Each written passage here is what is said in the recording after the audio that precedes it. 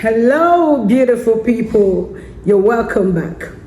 So, in my last video, I talked about the prefrontal cortex, how that is still coming on, is still under construction. So, if you've not seen that video, I'll advise you go see it. That will help you appreciate this more. I think I'll put the link below in the description so you can see it. All right, so the prefrontal cortex, like I said, is still coming on. But here is what nobody seems to be talking about. And that's the fact that everything in your life feels so turned up to maximum right now. Let me give a scenario. Let's say you're in a concert as a teenager, as a young adult. You're in a concert and then your family is there, uncles, aunties, and the music comes on. Boom, the bass line drops, and you know that feeling. You're so excited. You are suddenly, you are not just enjoying it alone. You are transcendent. Every cell in your body is alive. You feel connected to everyone there. You know that feeling. That moment becomes everything. You're just in the moment. Every bass line makes sense to you. Meanwhile, your parents, on the other hand, is standing there like, yeah, good music. And you'll be like, hello, good music. That's because they are just experiencing background music. But you're having a religious experience. You're out of the world at that moment. The same song, same venue, but different brains and different experiences. And understanding why this happens is going to change everything for you, from how you handle peer pressure to motivation to why you can't stop scrolling your phone. So here's the setup. While your prefrontal cortex is still taking its sweet time to come on, your emotional engine has been ready to rock for years. This creates something the scientists called the developmental mismatch. Your emotional accelerator works perfectly while your braking system is still being installed. Dr. Laurence Steinberg, one of the world's leading researchers on adolescent brain development, puts it perfectly. He said the teenage brain is like a car with a powerful accelerator but a weak brake. And that is just it. But that's not a flaw. It's not a design flaw, no. It's a standard timeline for human development. Your amygdala, that's your brain's emotional alarm system, is actually hyper responsive right now compared to adults. It's constantly scanning and looking for threats and also opportunities, triggering full strength emotional response before your conscious mind can even catch up. Now, let me say you're walking down the hallway, probably in school, and you trip. Your books fell everywhere. People saw it, people saw you. You know that crushing embarrassment you feel, that heat on your face. They're replaying it in your head over and over again. Oh, I fell. What? Probably you are thinking, was your crush there? Did anybody see you? Did that see you? That's not you being too sensitive. That's your amygdala firing at full adult strength. While your prefrontal cortex is still coming on, it's not even there. It was not aware of what happened. The euphoria when your crush texts back, the paralyzing anxiety you have before a test or a presentation, they aren't overreaction. As the neuroscientist Dr. B.J. Cassey puts it, he says adolescence is a time when your brain's emotional system is fully online, but the cognitive system is still maturing rather. This is an accurate reflection of a system where emotional generation outpaces emotional regulation by design. What does that mean? It means that naturally, your emotional generation comes on first before the control. So everything is on hyper active as long as your emotion is concerned. Pain, happiness, everything is hyper as a teenager. You know, I used to wonder why teenagers will have depression. I used to be like, but they've not experienced much. So the little thing a teenager would experience, as little as it may seem, because of the amygdala, the generation, the accelerated generation of that emotion, the teenager feels it 10 times more than adults would. Even as an adult, you look at them and like, but there's nothing. I mean, what is wrong with this? But it is like that by design, not by choice. Sorry, I apologize for the noise. I think there's a construction around my office area, so sorry for that. So here's the kicker. Research using the fMRI scan shows that your brain as a teenager, as a young adult, is literally wired to care about peer pressure during this window, this exact window. It has been designed to care what your friends think, care what people say about you at this time. Not because you're insecure, no, but because you're biologically designed rather to prioritize social connections right now. So a teenager, a young adult, it is not strange to wonder why they care about what their friends think. They care. It's just like those days you see a teenager. Once you're a teenager, you maybe, like, if you're not from the wealthy family, you used to carry water on your head from where you fetch it from to your house. But once you're a teenager, you're shy to do some things because your friends, it's not even the elders or the children, your friends don't want to do. That thing is the amygdala. Is the one causing that peer pressure, shame. But it is still not a flaw. It is a design and is there for a purpose. We'll get there. It's not just structure. It is chemistry. Now, let's talk about the dopamine hits you feel, which is the neurotransmitter of pleasure, motivation, and reward. It functions differently during adolescence than any other stage of life. You release more dopamine in response to reward.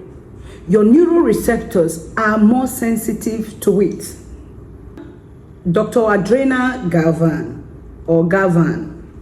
I hope I pronounced it right, who runs the UCLA Developmental Neuroscience Lab, explains it this way.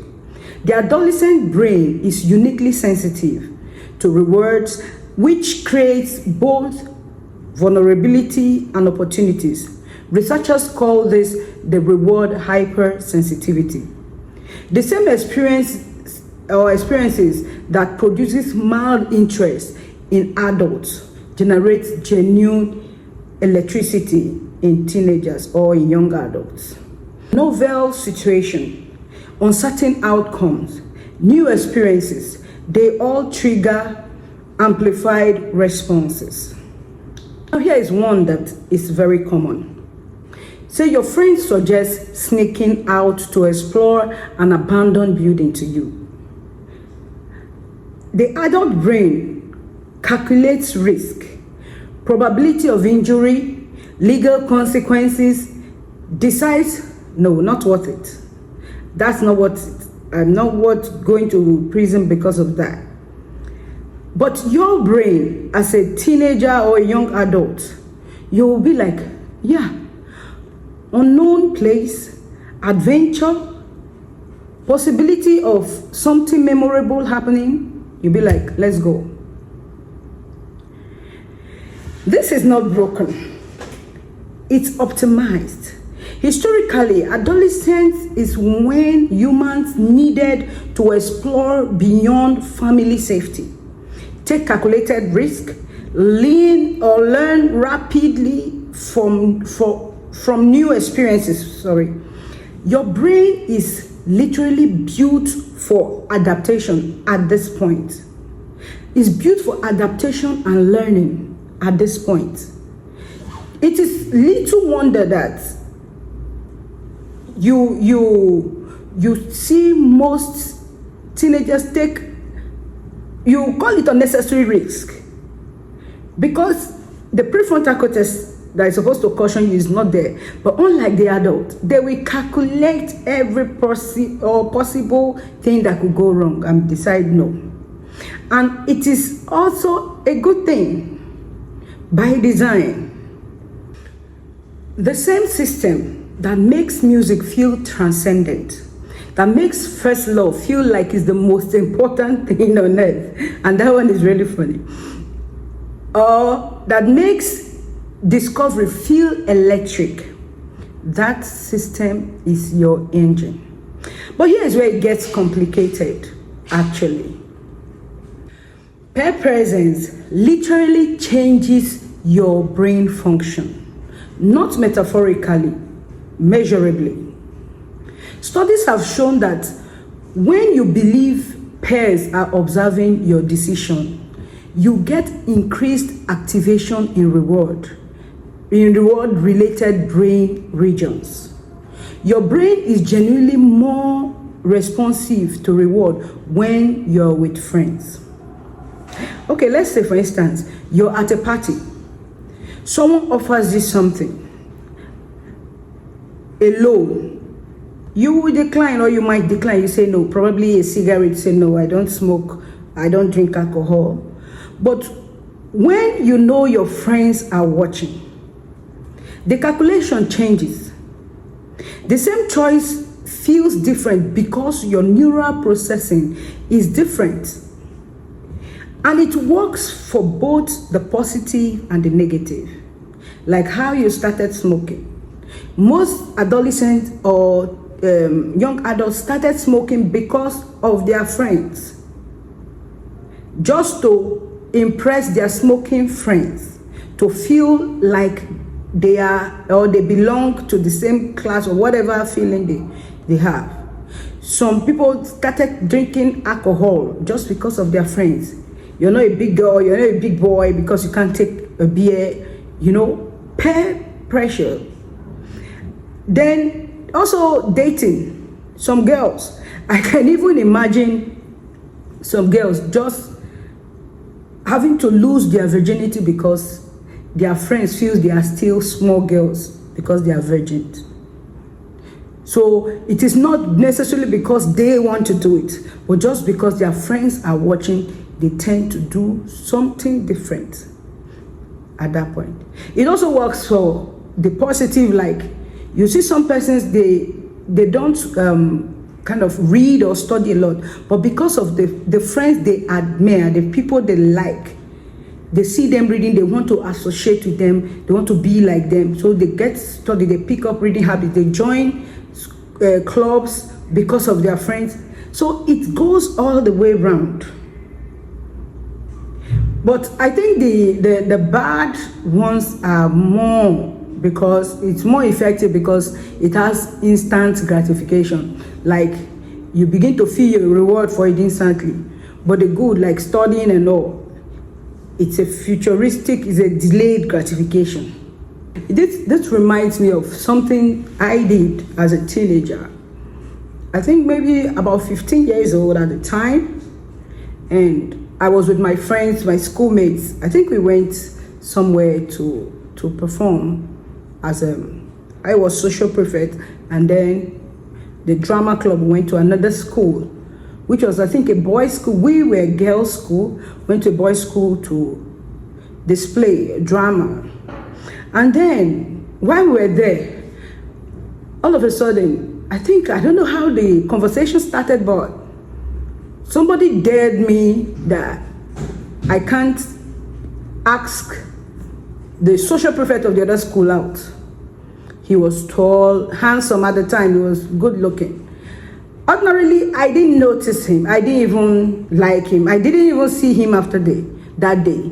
But because of the bed, because they were watching, I had to prove to them that I could do it. And I walked up to the guy and asked him out, although we never saw after the day. But that's what the effect of pairs, and that is the brain at that time. So the research found that just the suggestion of social observation is enough to alter your brain's function. You don't even need actual pairs there. The possibility is enough. Just say, okay, my classmates are going to see me. Is enough to change your dress. They are not actually seeing you. Just thinking of it, okay, so person is going to be there, is enough to change their decision. But, and this is crucial, this isn't just about risk. Researcher Eva Telzer found that the same brain activity involved in substance use also promotes positive peer influence.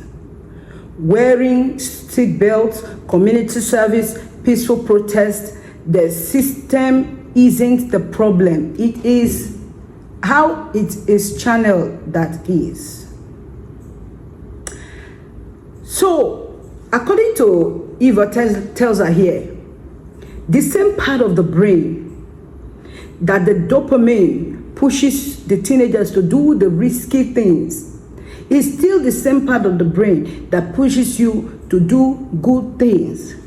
So it is not about the activity per se, or it is about where you channel yours to, how you direct your dopamine influence. Your brain is more responsive to social rewards, period. Whether they lead to growth or harm depends on which pair, which norm, which version of you are trying to impress. Do you get that? So what do you actually do with this information? First, stop beating yourself up for glitchy moments. You see that stupid or foolish action you took and immediately regretted. Your prefrontal cortex impulse control was offline. The emotional explosion that comes from nowhere. Your amygdala fired at full adult strength while your brakes were still engaging. They are predictable futures, not character flaws. It's all part of your framework for now. It's how it is supposed to be for now. It's all part of your structure, biological structure, neural structure for now. But here is your framework. Number one, external scaffolding. You know a scaffold, they used to build tall buildings. They structure around the building to climb to build it. That. Since your prefrontal cortex isn't fully providing its executive function, build an external system. Calendars, reminders to remind you of the things you're supposed to do. Get accountability partners. People that have like minds, like you, that can hold you responsible, call you up for things you're supposed to do. Don't rely on willpower at this point, because without the prefrontal cortex, willpower is very, very weak. Rely on structure. Build structures around you and follow them. Number two, environmental design. You remember from our previous video, I talked about the environmental design, and it's back here again. Reduce unnecessary temptations. Instead of testing yourself against temptations, if your phone destroys your sleep, charge it in another room. Don't leave it to willpower at midnight. So if you know your phone makes you go to bed late, say you might be pressing your phone till late in the night, and even most of us adults we still do that. Take it to the next room or keep it far from you. In fact, I intentionally had my socket very far from the bed, because usually I will have my socket very close, so even if the phone is down, I'll be pressed, but now I keep it far. So when it's charging, it's out there, it's far from me. Do that. Number 3, strategic social accountability. Use the pair effect deliberately. Tell people your goals. Study with friends who are focused. Surround yourself with the us you want to become. So if you want to be a smoker, surround yourself with smokers and drinkers. If you want to be somebody great, a studious person, surround yourself with the same kind of person. Now here is what nobody really tells you, but I want you to know. Your unfinished brain is a superpower. Neuroplasticity peaks right now. The neural pathway you're strengthening through practices, experience, and intentional skill building, they are being encoded with efficiency you won't have later. This is your optimal window. Habits you build now becomes automatic behaviors requiring less willpower in the future. Skills you deliberately practice get encoded deeper. Perspectives you expose yourself to creates cognitive flexibility that lasts decades. Let's say right now, 2 teenagers both have chaotic emotions, both have impulse control challenges. One spent 2 years practicing emotional recognition, building routines, surrounding himself with growth-minded peers. The other just rides the chaos, waiting to grow out of it. By the time they are both 25, they are different people. Not because of innate characters, but because one used the neuroplasticity window and the other wasted it. You are literally building your brain right now. Seriously. Every day, every choice, every practice session, build something good. So the next time you feel like everything is too much, too intense, too overwhelming, too electric, remember, you are not broken. You are optimized. You're optimized for learning, for adaptation, for deep experience. The goal isn't to shut that down. It's to direct it. Drop a comment. When does your brain feel most turned up to 11?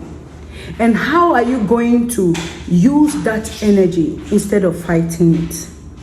And if you want the full series on actually understanding your teenage brain or your young adult brain, because like I said earlier, this runs into our 20s.